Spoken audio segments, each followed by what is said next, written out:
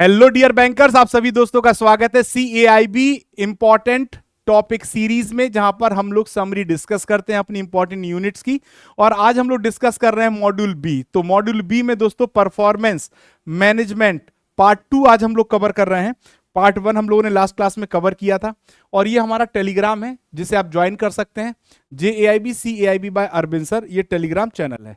तो performance appraisal versus confidential report हमारा जो सेकंड टॉपिक है वो क्या है? Performance appraisal versus confidential report. So in a large number of organisation the annual performance appraisal exercise is carried out as a confidential activity.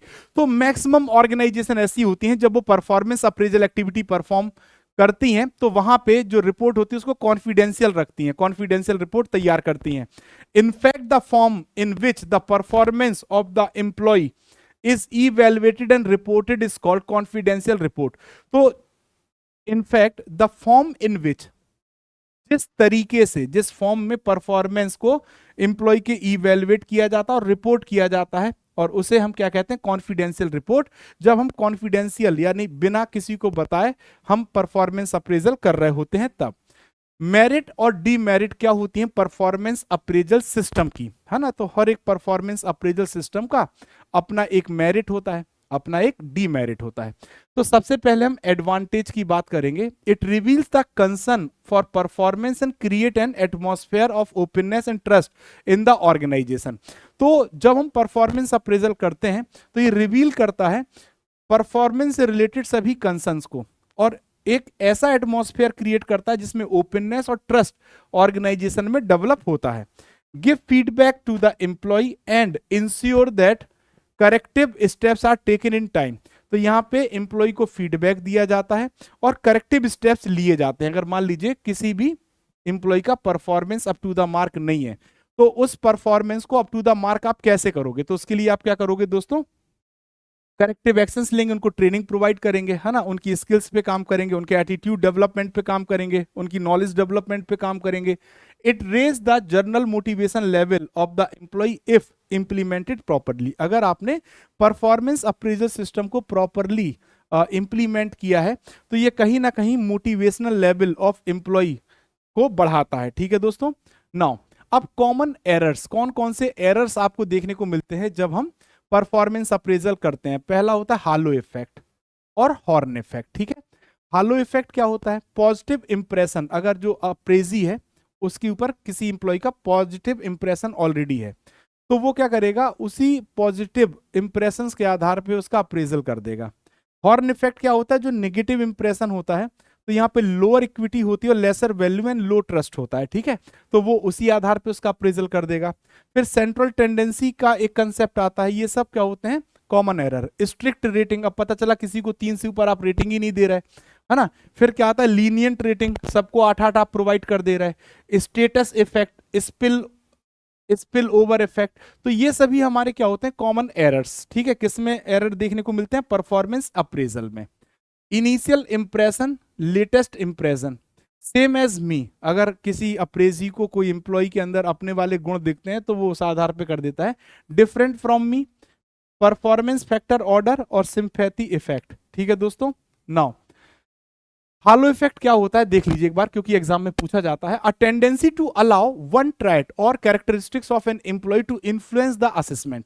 किसी भी employee का कोई गुण या उसकी कैरेक्टरिस्टिक्स उसके असेसमेंट को प्रभावित कर देती है तो इसे हम हालो इफेक्ट कहते हैं। Halo is the rate an employee consistently high और लो। तो हालो इफेक्ट के तहत किसी एम्प्लॉय को आप हाई या लो उस पर रेट कर देते हैं। सो द लीनियंसी और strictness tendency of the superior interferes with the appraisal and accordingly the assessment get influenced. तो लीनियंसी और स्ट्रिक्टनेस टेंडेंसी भी देखी जाती है, और अगर आपका जो असेसमेंट है वो इन्फ्लुएंस्ड होता है लीनियंसी या स्ट्रिक्टनेस के साथ तो वो भी देखा जाता है। The superior is unable to come out these tendencies. तो जो सुपीरियर होते हैं वो इस टेंडेंसी से बाहर नहीं निकल पाते हैं। तो सभी को कहो 8-8 नंबर दे दें, किसी को 2-2 नंबर दे दें। तो ये जब स्ट्रिक्टनेस के ज्यादा नंबर नहीं देंगे, लीनियंसी सबको ज्यादा नंबर दे दो। सेंट्रल टेंडेंसी प्रॉब्लम क्या होती है? Central tendency problem refers to the assigning average rating to all employee. सभी को एक एवरेज रेटिंग दे दो भाई, 6 नंबर 6.5 नंबर दे दो और सब खुश रहें, ना किसी का खराब हो ना किसी का अच्छा हो, और वो हमें मानते रहें। तो without properly evaluating each aspect of appraisal carefully and fearlessly. ठीक है दोस्तों, तो हम एवरेज रेटिंग जब प्रोवाइड करते हैं उसे सेंट्रल टेंडेंसी कह देते हैं। Similar error is tendency of comparing the employee with oneself on various traits and parameters. Those who show the similar characteristics are normally rated high. कभी कभी आपने देखा होगा कि जब हम असेसमेंट कर रहे होते हैं, एज अ असेसर हम असेसमेंट कर रहे होते हैं, तो हम क्या करते हैं कि हम एम्प्लॉय के अंदर वो क्वालिटी, वो ट्रेट्स को देख रहे होते हैं जो हमारे अंदर होती, तो उस आधार पे हम उसको क्या कर देते हैं, हाई स्कोर प्रोवाइड कर देते हैं। तो ये सभी हमारे क्या कॉमन एरर्स होते हैं जो कि किसमें देखे जाते हैं, किसमें देखे जाते हैं, परफॉर्मेंस अप्रेजल में देखने को मिलते हैं। अब देखिए characteristics of good performance appraisal system. एक अगर अच्छा आप परफॉर्मेंस अप्रेजल सिस्टम है ना, एक अच्छा परफॉर्मेंस अप्रेजल सिस्टम अगर आप देखना चाहते हैं तो उसकी क्या कैरेक्टरिस्टिक्स होती हैं? A good performance appraisal system should essentially possesses the following characteristics। यानी अगर आप एक अच्छा परफॉर्मेंस अप्रेजल सिस्टम देखते हो तो उसमें कुछ क्या होनी चाहिए, कैरेक्टरिस्टिक्स होनी चाहिए। पहला, ट्रांसपेरेंट होना चाहिए, यानी अगर कोई इंप्लॉय का अप्रेजल हुआ है और उसे लगता है कि वो उस अप्रेजल सेटिस्फाइड नहीं है तो उसको आप उसके अप्रेजल के बारे में बताएं, ट्रांसपेरेंसी, पारदर्शिता रहे। प्रोवाइड टाइमली फीडबैक, है ना, अब ये नहीं कि अप्रेजल आज हो गया 4 महीने बाद आप फीडबैक दे रहे तो वो इंप्रूवमेंट कैसे करेगा। Provide opportunity for self appraisal, आप एम्प्लॉय को अपना खुद का अप्रेजल करने की भी अपॉर्चुनिटी प्रोवाइड करें। ठीक है। Identify the potential and need of the employee, है ना, आपको आइडेंटिफाई करना होता है उस एम्प्लॉय की पोटेंशियल कितनी, उसकी जरूरत क्या है। Discriminate between high and low performer, तो आपको लीनियंसी नहीं दिखानी है, आपको स्ट्रिक्टनेस नहीं दिखानी है, आपको सेंट्रल टेंडेंसी के तहत अपना अप्रेजल नहीं करना है। आपको अप्रेजल करते समय ध्यान रखना है कि आप ईच एंड एवरी एस्पेक्ट्स को इवेल्युएट करें, जिससे आप जो अप्रेजल कर रहे हैं उसमें हाई और लो के बीच का जो पैरामीटर है वो क्रिएट हो। Perceive as an effective tool for enhancing employees potential, और आपको इफेक्टिव टूल यूज करने होते हैं जिससे कि आप एम्प्लॉय के पोटेंशियल को एनहांस कर पाओ। Identify impediment for low performance, low performance के क्या कारण हो सकते हैं उनको आपको आइडेंटिफाई करना होता है। ठीक है, तो ऑल दीज आर द, ये सभी वो पैरामीटर्स होते हैं जिन पर आप एक अच्छे परफॉर्मेंस अप्रेजल सिस्टम को ना मानते हैं, है ना, या characteristics of a good performance appraisal system. अब अगर आपको फीडबैक प्रोवाइड करना है, एम्प्लॉय को फीडबैक प्रोवाइड करना है, तो आप किस आधार पे फीडबैक प्रोवाइड करेंगे? Give a feedback without hurting a person feeling is an art. अगर आप किसी एम्प्लॉय को उसका फीडबैक दे रहे हैं और वो उसको हर्ट ना करे, तो ऐसा फीडबैक देना, इतना इस प्रकार से अगर कोई फीडबैक दे पाता है तो ये एक आर्ट यानी कला है, क्योंकि जैसे आप एम्प्लॉय को उसकी कमियां बताओगे वो तुरंत अंदर से चिढ़ना शुरू कर देता है। तो वही बात है। So the point cover above in respect of appraisal interview are also relevant for giving feedback to the employee. तो अगर उन पॉइंट्स को हमें कवर करना चाहिए, the points cover above in respect of appraisal interview are also relevant for giving feedback to the employee. तो जो भी आप फीडबैक प्रोवाइड कर रहे हैं एम्प्लॉय को, वो उससे रिलीवेंट होना चाहिए, है ना। To give feedback it is necessary to arrange the meeting in congenial environment. तो जब भी आप फीडबैक देंगे एम्प्लॉय को तो उसके साथ जो आपकी मीटिंग होगी एक कॉग्नियल एनवायरनमेंट में होनी चाहिए। ठीक है दोस्तों। Now after carefully listening the employee, the appraiser should take command of the situation and give an honest feedback to the employee with an objective to help his development। तो जो भी अप्रेजर फीडबैक देने गया है या देने जा रहा है उसे पहले एम्प्लॉय को ध्यान से सुनना चाहिए, उसके बाद उस मीटिंग पे उसको कमांड या सिचुएशन पे कमांड लेनी चाहिए और ऑनेस्ट फीडबैक एम्प्लॉय को प्रोवाइड करना चाहिए, जिससे एम्प्लॉय को ये लगे या आपको ये पता हो कि आप एम्प्लॉय को हेल्प कर रहे हैं उसके परफॉर्मेंस को आगे करने के लिए। ठीक है। The following points are crucial for giving feedback. जब आप किसी इंप्लॉय को फीडबैक दे रहे हैं तो कुछ पॉइंट्स हैं जो बहुत इंपॉर्टेंट होते हैं, क्रूशियल होते हैं, जिन पे आपको ध्यान देना चाहिए। कौन कौन से पॉइंट होते हैं?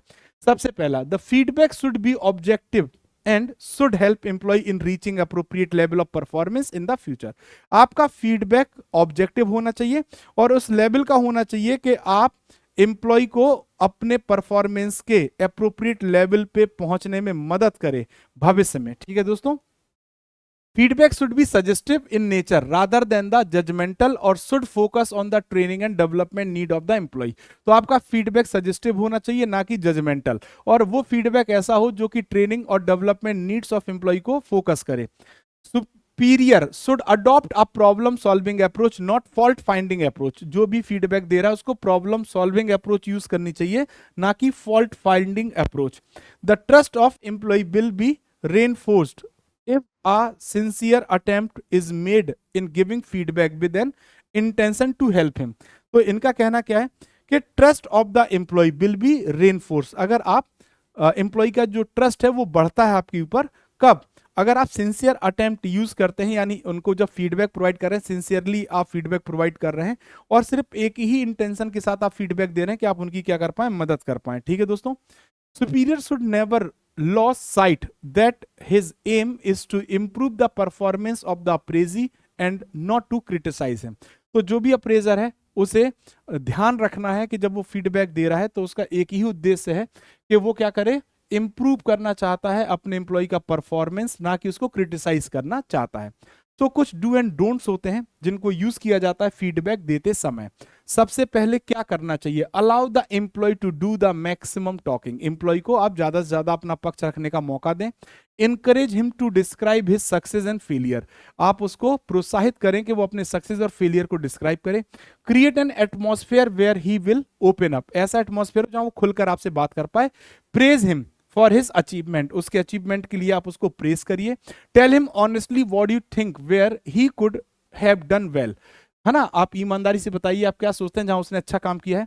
Ask him what kind of help he expected from you. आप उससे ये भी कह सकते हैं आप हमसे कैसी मदद लेना चाहते हैं।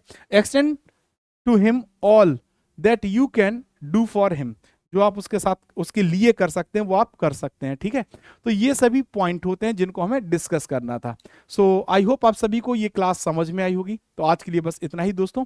आप सभी के लिए हमारा इंडिपेंडेंस डे, आप सभी के लिए हमारा independence day mega sale offer, जहां पे 79% का ऑफ चल रहा है, हमारे महापैक और लाइव बैचेस पर उपलब्ध है। और ये ऑफर आपको लिमिटेड पीरियड के लिए ही प्रोवाइड किया गया है, तो आप इसका लाभ उठा सकते हैं।